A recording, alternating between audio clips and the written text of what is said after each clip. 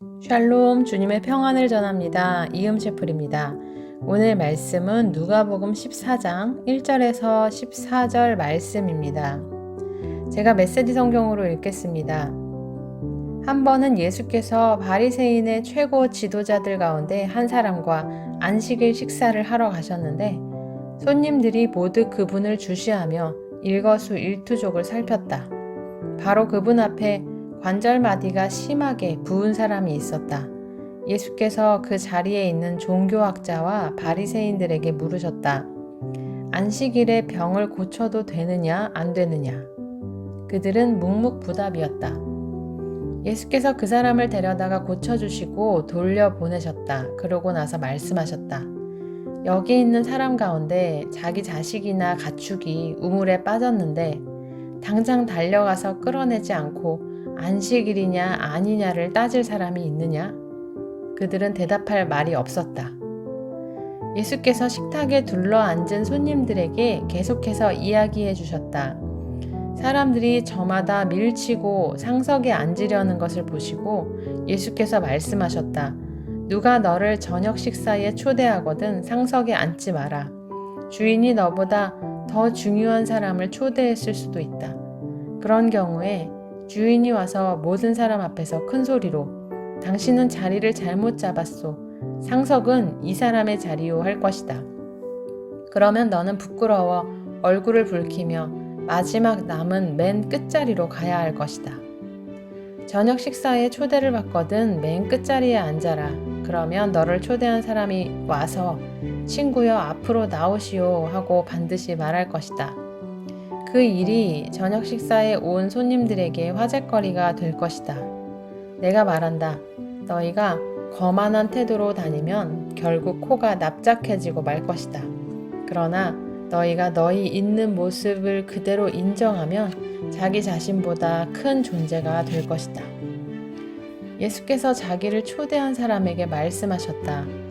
다음번에 내가 저녁 식사를 베풀거든 내 친구와 가족과 잘 사는 이웃들, 곧 호의를 갚을 만한 사람들만 초대하지 마라. 한 번도 초대받지 못하는 사람들, 가난한 지역에 사는 소외된 사람들을 초대하여라. 그러면 내 자신이 복되고 또한 복을 경험하게 될 것이다. 그들은 호의에 보답할 수 없겠지만 하나님의 사람들이 부활할 때 그 호의에 대한 보답이 있을 것이다. 반드시 있을 것이다. 오늘은 황명화님의 인생 잠언 지혜편의 이야기를 잠시 나누고 말씀을 마무리하도록 하겠습니다.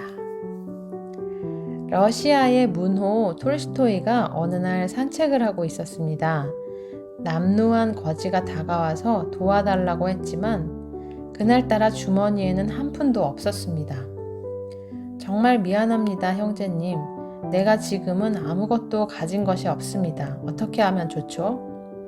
톨스토이는 정말 미안한 마음이 들어 거지의 손을 잡았습니다. 그 순간 거지의 얼굴이 환해지더니 이렇게 말했습니다.